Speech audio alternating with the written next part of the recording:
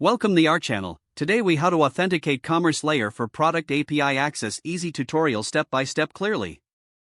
Begin by logging into your commerce layer account. Navigate to the developers section in the dashboard.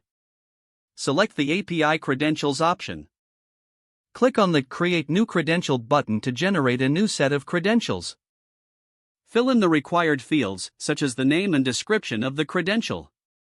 Choose the appropriate permissions for your API access. After filling out the form, click on the Save button.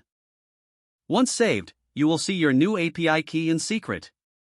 Make sure to securely store your API secret, as it won't be shown again.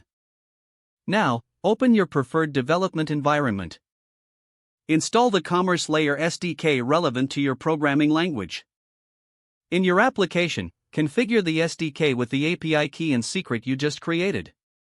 For example, in JavaScript, you would use the provided methods from the SDK.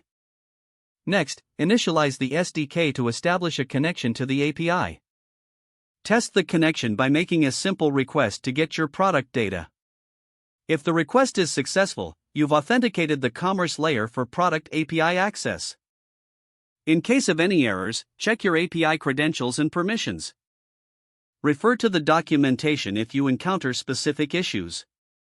This concludes the authentication process for accessing the Commerce Layer product API. If the page does not load, refresh the browser or try again in a private or incognito window.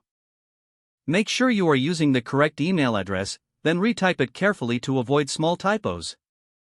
If your password is not accepted, use the reset option and create a new strong password you can remember.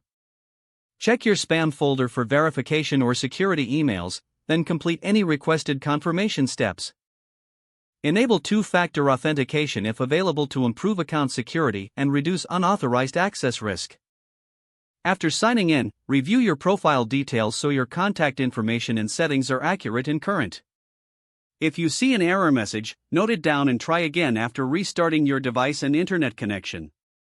Log out when you finish, especially on shared devices, to keep your account and payment information secure.